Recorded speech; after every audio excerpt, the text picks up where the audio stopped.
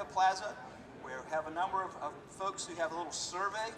We would simply like to ask your opinions, your thoughts on your own spiritual background and your own spiritual thinking, kind of how you think. This survey, we've done this survey on over 40 campuses last semester.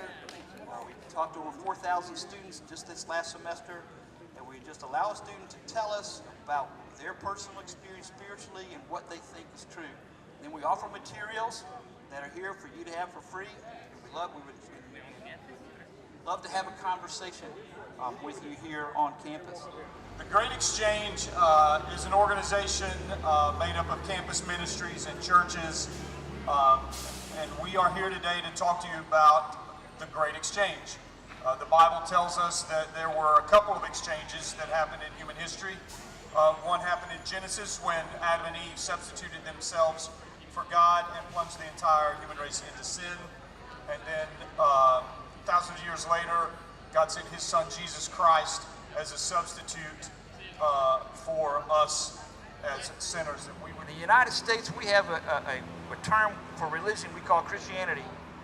But most of what's called Christianity in the United States is not true Christianity. It's all a moral-based relationship with God. We ask the question on the survey, we'll ask the question of you today, if you'll take the survey. We ask the question, if God were to say to you, why should I let you into heaven? 90% of the people we talk to tell us, well, God will let me in heaven because I have been a good person. Well, what is good? Jesus was asked that question one time. He was called good teacher. And Jesus asked the question, why do you call me good? Why do you identify me as being good in relationship to others around you? How good do you have to be to have a relationship with God? You have to be perfect.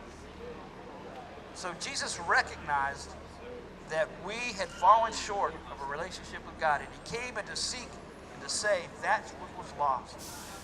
And we're here today, when we're in this plaza today, there's no one here claiming to be more holy than anybody else. There's not anybody in this plaza who's sinned worse than I have. We've all sinned and fallen short of the glory of God.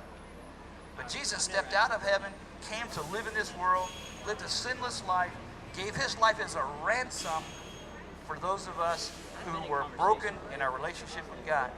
And we would love to tell you that story.